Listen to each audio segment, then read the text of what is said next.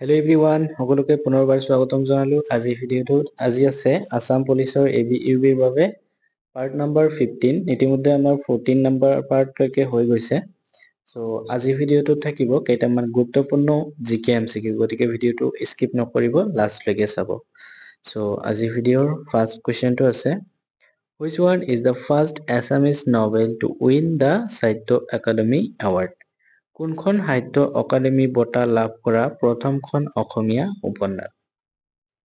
ইয়াতে অপচন কেইটা দিয়া আছে, ইয়াৰো ইংগম দিয়া আছে, অঘৰী আত্মাৰ কাহিনী, ককা দেউতাৰ হাড় আৰু পিতা পুত্ৰ দিয়া আছে।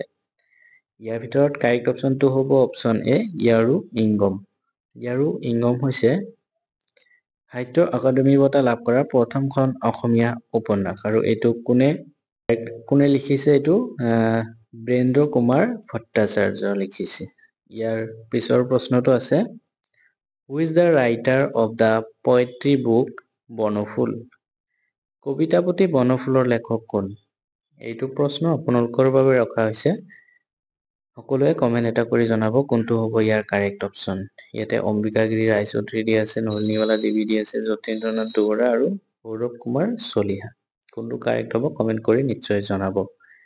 ইয়াৰ পিছৰ প্ৰশ্নটো আছে, who is the writer of the novel মামৰে ধৰা তৰোৱাল আৰু দুখন উপন্যাস? মামৰে ধৰা তৰোৱাল আৰু দুখন উপন্যাসৰ লেখক কোন? ইয়াত দি থকা অপচন কেইটাৰ ভিতৰত কাৰেক্ট অপচনটো হ'ব অপচন ডি, হ'ব মামণি ৰয়ছম গোস্বামী। ইয়াৰ পিছৰ প্ৰশ্নটো আছে, who was the greatest king of the Pal dynasty of Kamrup? কামৰূপৰ পাল বংশৰ সৰ্বশ্ৰেষ্ঠ ৰজা কোন আছিল? পাল বংশৰ সৰ্বশ্ৰেষ্ঠ ৰজা কোন আছিল? ইয়াতে দি আছে ধৰ্মপাল, গোপালা, জয়পাল আৰু ৰত্নপাল দি আছে। ইয়াৰ কাৰেক্ট অপচনটো হ'ব অপচন এ, ধৰ্মপাল আছিলে কামৰূপৰ পাল বংশৰ সৰ্বশ্ৰেষ্ঠ ৰজা। ইয়াৰ পিছৰ প্ৰশ্নটো আছে, name the Mughal general who took position of the Ahom capital Garhgaon in 1662। 1662 চনত আহোমৰ ৰাজধানী গড়গাঁও দখল কৰা মোগল জেনেৰেলজনৰ নাম কি? ইয়াৰ ভিতৰত কাৰেক্ট অপচনটো হ'ব অপচন ডি, হ'ব মীৰ জুমলা।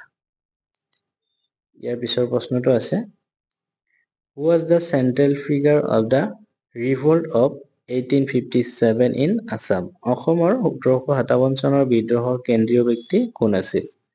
অসমৰ 1857 চনৰ বিদ্ৰোহৰ কেন্দ্ৰীয় ব্যক্তি কোন আছিল? ইয়াৰ কাৰেক্ট অপচনটো হ'ব অপচন বি, মণিৰাম দেৱান আছিল। ইয়াৰ পিছৰ প্ৰশ্নটো আছে, what was the capital of the province Eastern Bengal and Assam? পূব বংগ আৰু অসম প্ৰদেশৰ ৰাজধানী কি আছিল? পূব বংগ আৰু অসম প্ৰদেশৰ ৰাজধানী কি আছিল? অপচন 4টাৰ ভিতৰত কাৰেক্ট অপচনটো হ'ব অপচন ডি, হ'ব ঢাকা আছিল। ইয়াৰ পিছৰ প্ৰশ্নটো আছে, the treaty of Badrpur was signed between 72 avid Scott and Govinda Chandra on March in the year।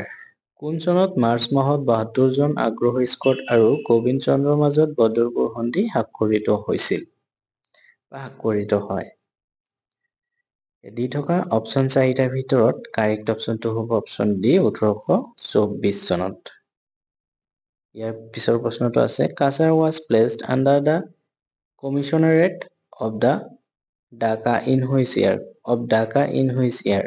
কোন চনত কাছাৰক ঢাকা আয়ুক্তৰ অধীনত ৰখা হৈছিল? কোন চনত কাছাৰক ঢাকা আয়ুক্তৰ অধীনত ৰখা হৈছিল? ইয়াৰ কাৰেক্ট অপচনটো হ'ব অপচন এ, 1836 চনত। ইয়াৰ পিছৰ প্ৰশ্নটো আছে, how many kings do you have during the Ahom period? Ahom যুগত কিমানজন ৰজা আছিল? আহোম যুগত কিমানজন ৰজা আছিল? ইয়াতে 30 দি আছে, 41 দি আছে, 50 আৰু 60 দি আছে। ইয়াৰ কাৰেক্ট অপচনটো হ'ব অপচন বি, 41 জন ৰজা আছিল আহোম যুগত। ইয়াৰ পিছৰ প্ৰশ্নটো আছে, the second Burmese invasion took place in? দ্বিতীয়বাৰৰ বাবে বাৰ্মিজ আক্ৰমণ সংঘটিত হৈছিল ডেছ চনত? দ্বিতীয়বাৰৰ বাবে বাৰ্মিজ আক্ৰমণ সংঘটিত হৈছিল ডেছ চনত? ইয়াৰ কাৰেক্ট অপচনটো হ'ব অপচন চি, হ'ব 1819 চনত 15 ফেব্ৰুৱাৰী তাৰিখে। ইয়াৰ পিছৰ প্ৰশ্নটো আছে Maniram Dewan and Piyali Barua ৱেৰ hanged on. Maniram Dewan আৰু পিয়লি বৰুৱাক ফাঁচি দিয়া হৈছিল ডেছ চনত। কোন চনত মণিৰাম দেৱান আৰু পিয়লি বৰুৱাক ফাঁচি দিয়া হৈছিল? ইয়াৰ কাৰেক্ট অপশ্যনটো হ'ব অপশ্যন এ 26 ফেব্ৰুৱাৰী 26 ফেব্ৰুৱাৰী 1858 1858 চনৰ 26 ফেব্ৰুৱাৰী তাৰিখে মণিৰাম দেৱান আৰু পিয়লি বৰুৱাক ফাঁচি দিয়া হৈছিল। ইয়াৰ পিছৰ প্ৰশ্নটো আছে in the Quit India Movement of 1942 Kanaklata and Mukunda Kakati were shot dead by the British police at 1942 চনৰ ভাৰত ত্যাগ আন্দোলনত কনকলতা আৰু মুকুন্দ কাকতিক ব্ৰিটিছ আৰক্ষীয়ে ক'ত গুলীচালনা কৰি হত্যা কৰিছিল? অপশ্যন 4টাৰ ভিতৰত কাৰেক্ট অপশ্যনটো হ'ব অপশ্যন চি গহপুৰত। ইয়াৰ পিছৰ প্ৰশ্নটো আছে after the ডিমাইজ of the first chief minister of Assam Gopinath Bordoloi in 1950 the second chief minister was 1950 চনত অসমৰ প্ৰথম মুখ্যমন্ত্ৰী গোপীনাথ বৰদলৈৰ মৃত্যুৰ পিছত দ্বিতীয় মুখ্যমন্ত্ৰী কোন আছিল? ইয়াৰ কাৰেক্ট অপশ্যনটো হ'ব অপশ্যন বি হ'ব বি আৰ মেধি বিষ্ণুৰাম মেধি আছিলে। ইয়াৰ পিছৰ প্ৰশ্নটো আছে Saadulla coalition ministry took place on Saadulla মিত্ৰজোঁট মন্ত্ৰালয় দিনটো হ'ল ডেছ। ছাদুল্লা মিত্ৰজোঁট মন্ত্ৰালয় দিনটো কি হয়? ইয়াৰ ভিতৰত কাৰেক্ট অপশ্যনটো হ'ব অপশ্যন এ 1 এপ্ৰিল 1937 1937 চনৰ 1 এপ্ৰিল তাৰিখ আছিল।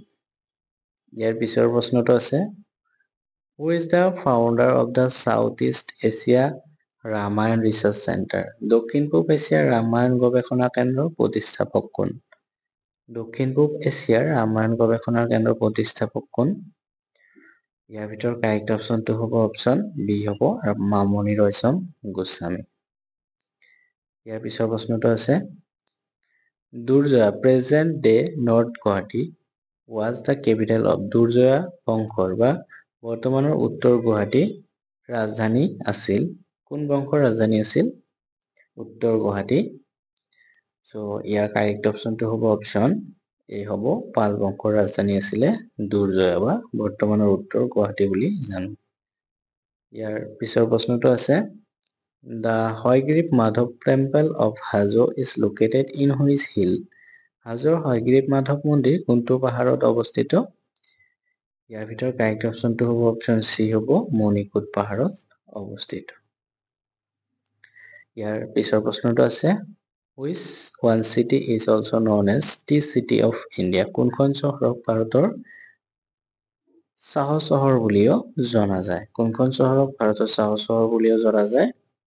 অপশ্যন 4টাৰ ভিতৰত কাৰেক্ট অপশ্যনটো হ'ব অপশ্যন এ ডিব্ৰুগড়। ডিব্ৰুগড়ক ভাৰতৰ চাহ চহৰ বুলিও জনা যায়। ইয়াৰ পিছৰ প্ৰশ্নটো আছে which city is also' known as the cultural capital of Assam. কোনখন চহৰক অসমৰ সাংস্কৃতিক ৰাজধানী বুলিও জনা যায়? অসমৰ সাংস্কৃতিক ৰাজধানী বুলি জনা যায় কোনখন চহৰক? ইয়াৰ কাৰেক্ট অপশ্যনটো হ'ব অপশ্যন এ যোৰহাট। যোৰহাটক অসমৰ সাংস্কৃতিক ৰাজধানী বুলিও জনা যায়। ইয়াৰ পিছৰ প্ৰশ্নটো আছে the first non government college of Assam is. অসমৰ প্ৰথমখন বেচৰকাৰী মহাবিদ্যালয় হ'ল? এতিয়া অপশ্যন 4টাৰ ভিতৰত কাৰেক্ট অপশ্যনটো হ'ব অপশ্যন ডি হ'ব জে বি কলেজ যোৰহাট। যোৰহাটৰ জে বি কলেজটো অসমৰ প্ৰথম বেচৰকাৰী কলেজ বা মহাবিদ্যালয়। ইয়াৰ পিছৰ প্ৰশ্নটো আছে when Majuli is formally declared as a district in Assam. কেতিয়া অসমত মাজুলীক আনুষ্ঠানিকভাৱে জিলা হিচাপে ঘোষণা কৰা হয়?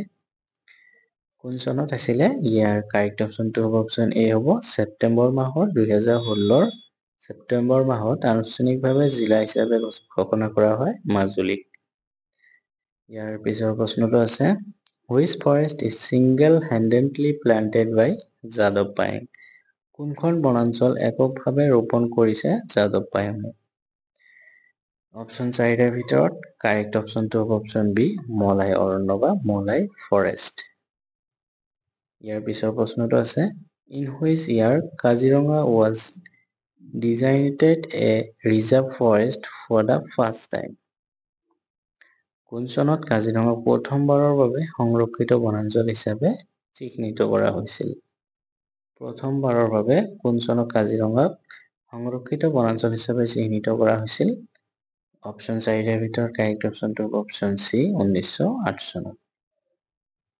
ইয়াৰ পিছৰ প্ৰশ্নটো আছে which one district is declared as the first carbon free district in Assam also in India? কোনখন জিলাক অসমৰ বা ভাৰততো প্ৰথম কাৰ্বন মুক্ত জিলা হিচাপে ঘোষণা কৰা হৈছিল? অপশ্যন 4টা দি আছে। ইয়াৰ কাৰেক্ট অপশ্যনটো হ'ব অপশ্যন বি মাজুলী জিলাক। ইয়াৰ পিছৰ প্ৰশ্নটো আছে আজিৰ ভিডিঅ'ৰ লাষ্ট প্ৰশ্ন in which year Kaziranga has been declared a world heritage site by UNESCO?